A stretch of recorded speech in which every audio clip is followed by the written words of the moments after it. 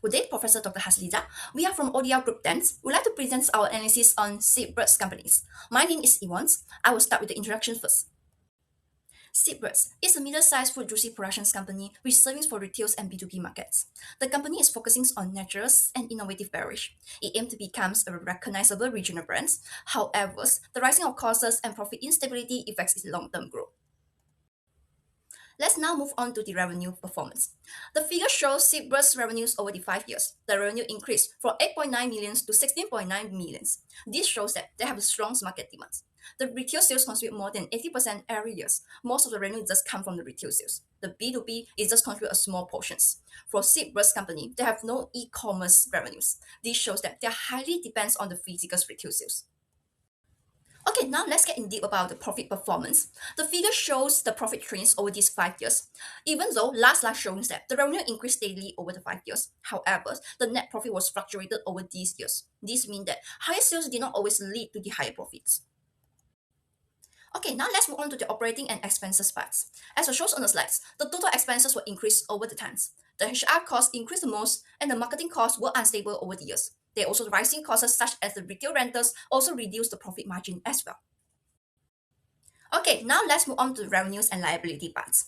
As shows on the slides, the overall trend shows that Seabirds company have very low liabilities. The company have no loans or overdraft. This reduces the financial risk. However, it limits the expansions and investment parts. Okay, for this slide, we will go through about the equity growth and liability trends.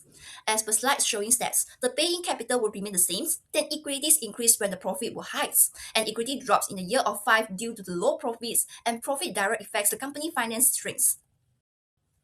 Okay, now let's get into about the asset structures and breakdowns. As shows on the left-hand side figures, the total asset will increase during the year of expansions, and the assets decrease in year 5. This shows the business adjustment and consolidations, as well as also showing the asset planning is not very consistent.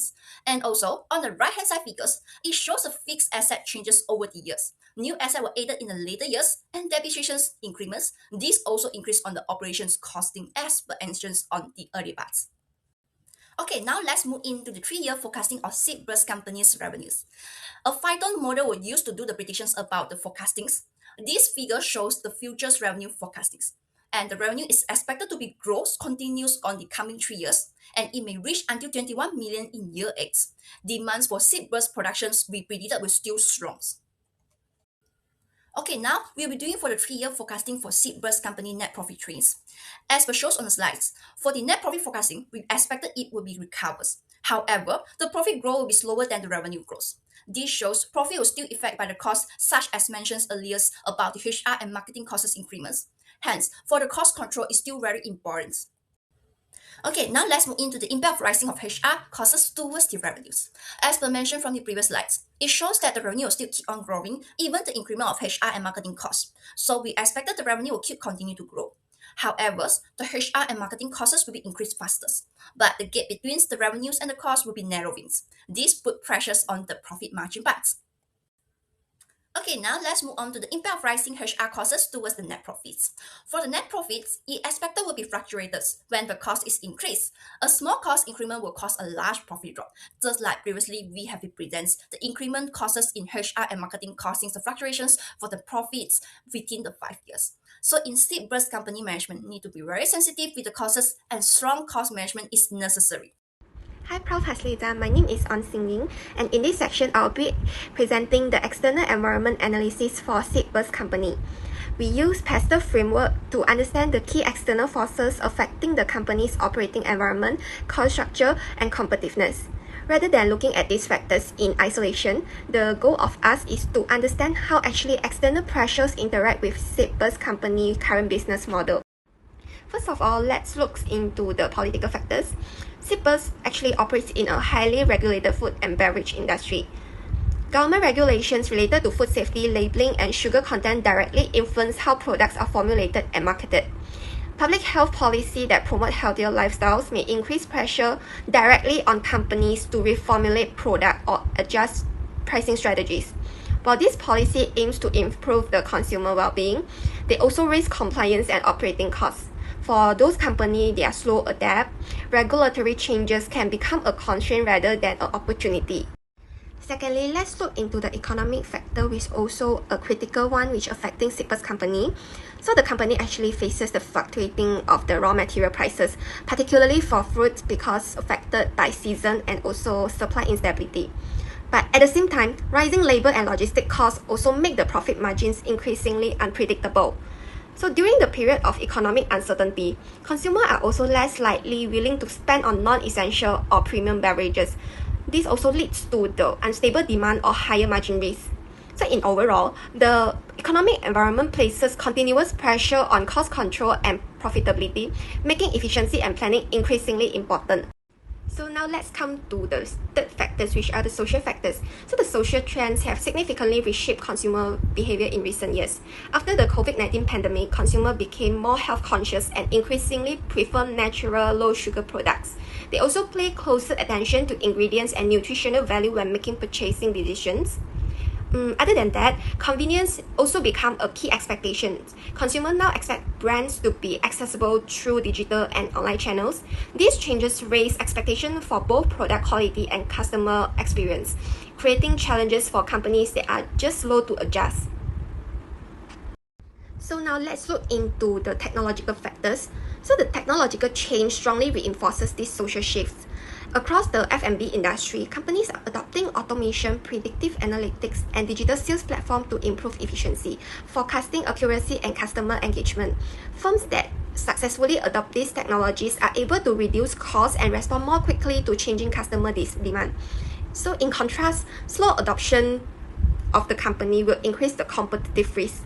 As technology continues to advance rapidly, the gap between digitally mature firms and traditional operators is becoming wider. So now, let's talk about the legal factors. So legally, Sipers company must comply with strict food safety standards, labeling requirements, and employment regulation. This legal requirement increases operational complexity and compliance costs.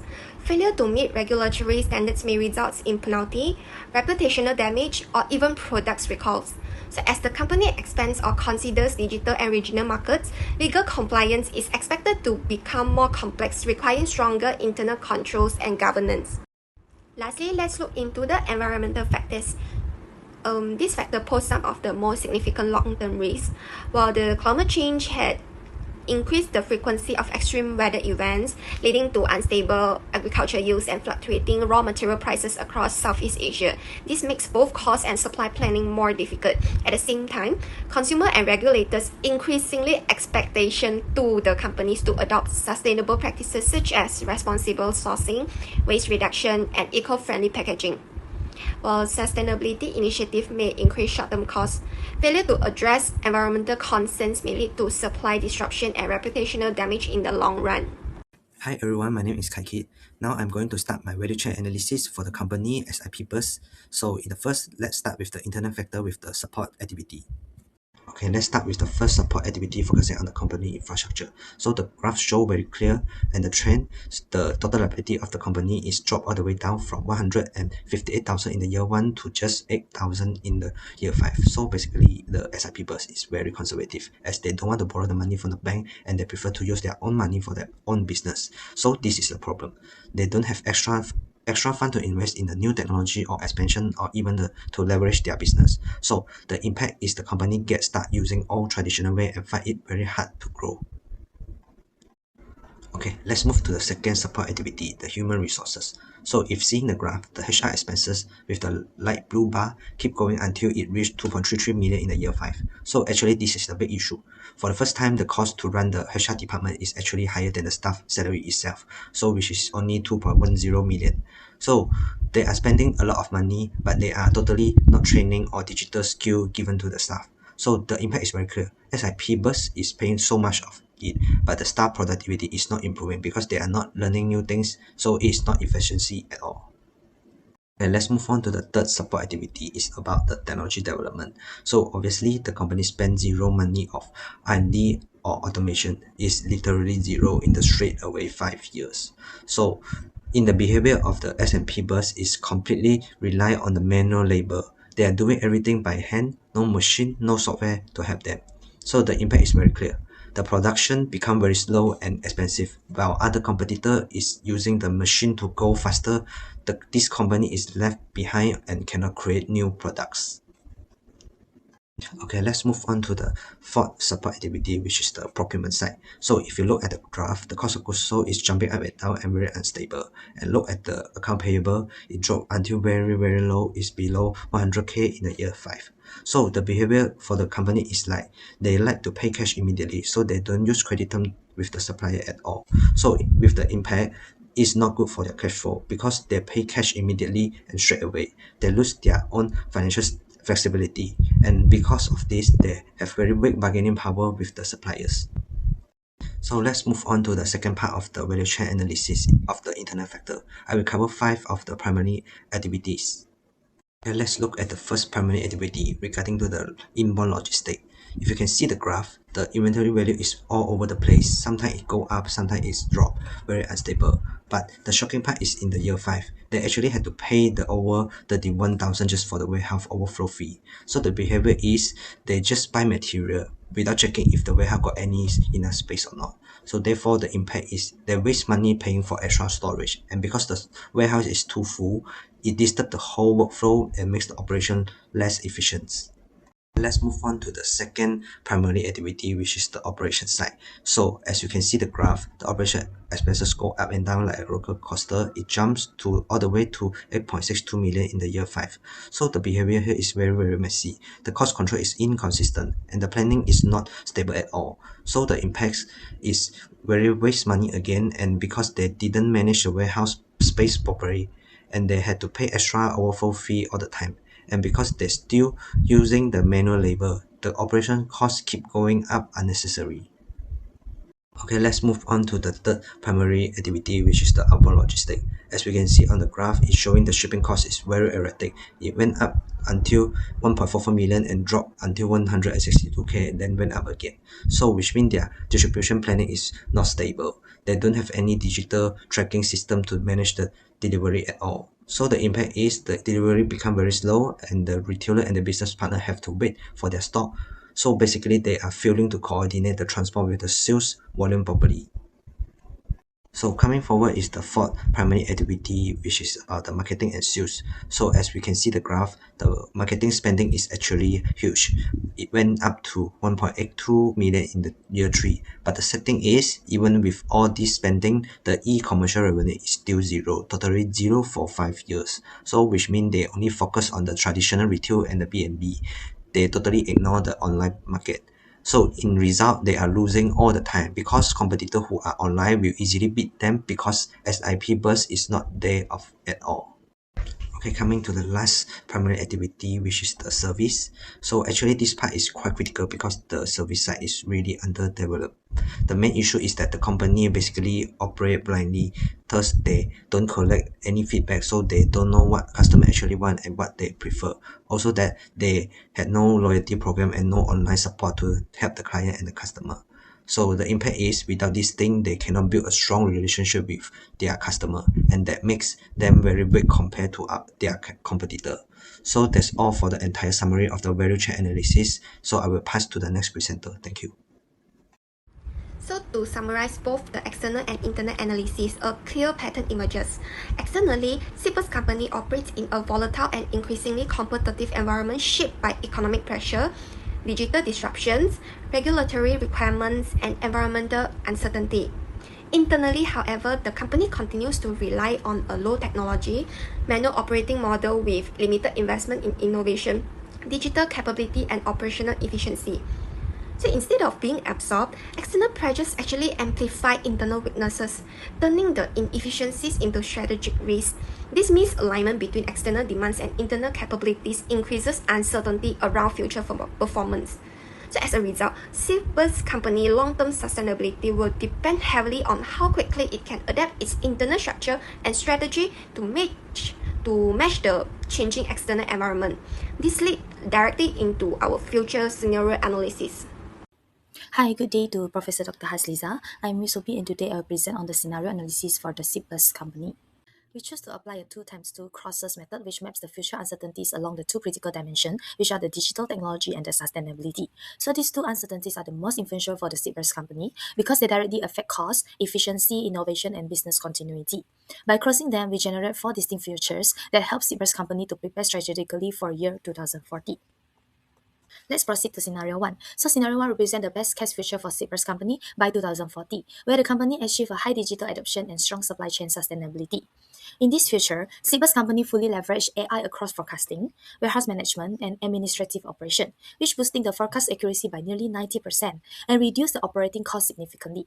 Meanwhile, on the customer side, digital technologies enable a personalized juice recommendation based on the customer biometrics and lifestyle data.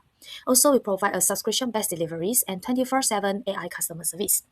While at the supply chain level, long-term partnership and IoT-based monitoring, such as the soil sensors, climate detection tools, and drone surveillance, ensure a reliable and stable food supply. Meanwhile, factory operation become highly automated, improving the consistency, increasing the outputs, and reduce the human error. So overall, Cyprus company emerged as a leading healthy beverage brand known for the financial stability, innovation, and efficiency. Next, scenario 2 is a wildcard future, where Cyprus company becomes highly digital but struggles with sustainability and supply chain resilience. On the technology side, the company adopts advanced AI system and develops efficient digital platforms like a juice delivery app. However, these gains are overshadowed by the severe supply chain risks, from climate disruptions to geopolitical tension, because Cyprus company fails to build a long-term fruit supply partnership. This creates a strategic paradox where, despite strong digital capabilities, the company loses competitive advantage due to the unstable raw material supply, weak resilience, and frequent production interruption. As a result, Cyprus company risks falling behind competitors who successfully combine both technology and sustainable supply chains. Move on to scenario 3. Scenario 3 represents a stable but slow-moving future for Cyprus company. The company benefits from a strong supply sustainability with reliable raw material sourcing that keep the cost of goods sold (COGS) steady and protects against the supply shocks. However, limited digital adoption becomes a major constraint. Cyprus company continues to rely on a manual forecasting and traditional production process, which lead to a lower productivity and slower market growth compared to those digitally advanced competitors. Financial performance remained consistent but not impressive. Over time, the lack of technology investment creates a strategic risk as the Cyprus company may gradually lose its competitive edge and face a long-term decline if industry standards continue to evolve. Finally, the scenario 4. Scenario 4 represents the worst case situation for Cyprus company, where both technology adoption and sustainability are very low. In this scenario, the company fails to adopt technological innovation and faces a high supply chain instability, which puts it under a serious financial risk. Cyprus company still relies on the outdated juice preparation process, traditional demand forecasting, and intuition-based decision making. Without the AI or advanced technology, the company becomes vulnerable to rapid market changes and external shocks, such as the geopolitical tension, shipping delays, and commodity price fluctuation. Financially, rising COGS, especially the key ingredients, continue to erode profit margins. For example, a drop in the net profit from 4.1 million to 2.25 million within 1 year clearly highlights the company financial vulnerability in this worst case scenario. Hi, I'm Ko Zhixiang. Now, I would like to talk about the signposts.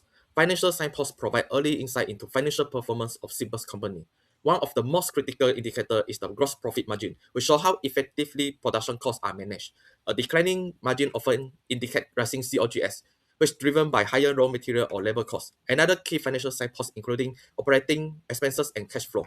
Maintaining positive cash flow is important for daily operation and long-term growth. By improving spend visibility and categorization, the company can have better forecasting, budgeting, and early detection of financial risk. Operational and supply chain management is another critical signpost for Cyprus company. It focuses on how well the company manage purchasing, production, and delivery. Due to the seasonal nature of the fruit supply, maintaining supply consistency and production efficiency is especially important.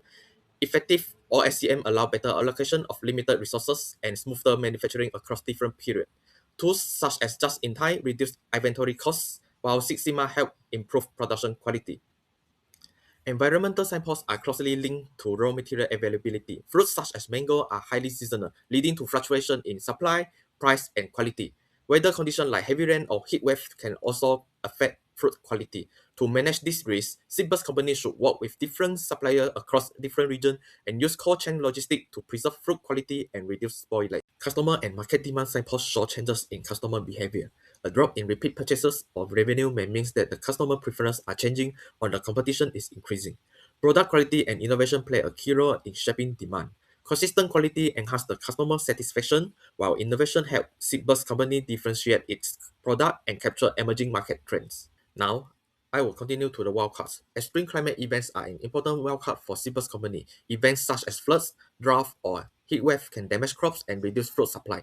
This leads to higher raw material prices and supply disruption. As a result, production costs increase and the profit margin decrease. Although such events are difficult to predict, their impact is severe, making it important for Seabus company to strengthen supply chain resilience by diversification and preventive planning. Another major wildcard is changing consumer preference. After the COVID-19 pandemic, many consumers are more aware on their health and prefer low sugar or the drinks that are free from preservative. If Seabus company does not respond quickly, customer trust and loyalty may decline. However, by using alternative sweeteners such as stevia, the company can meet this preference and gain a competitive advantage. Technological disruption is another high-impact wildcard. Companies that rely on manual labor may face lower efficiency and labor shortages.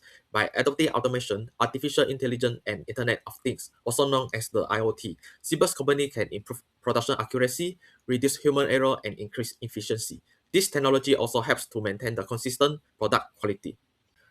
This slide summarizes the key strategic recommendation for Seabus company. To ensure financial stability, the company should maintain healthy cash flow, stringent cost control, and diversifies its supply chains to reduce risk from cost increase and supply disruption.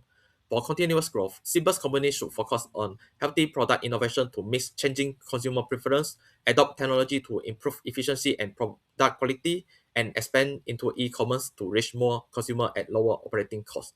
Together, this strategy support both long-term stability and sustainable growth. For the challenges part, Seabus company may face several major challenges in the future that could affect its financial stability and long-term growth. One of the key challenges is the rising cost pressure across the multiple areas, including the utilities, raw materials, labor, and logistics. Utility costs continue to increase due to the higher fuel price and the impact of carbon taxes. At the same time, raw material costs, especially the seasonal fruits, are affected by the climate variability and seasonal availability, which may lead to the inconsistent product quality and the delivery delays. Next is the labor costs, which are also rising due to labor shortages, covering not only salaries but also benefits, overtime, training, and insurance. In addition, higher energy and fuel prices are driving up logistic costs. Altogether, these factors directly increase the COGS and operating expenses, placing the pressure on Seabus company profitability. So that's all from our group. Thank you for listening to our presentation.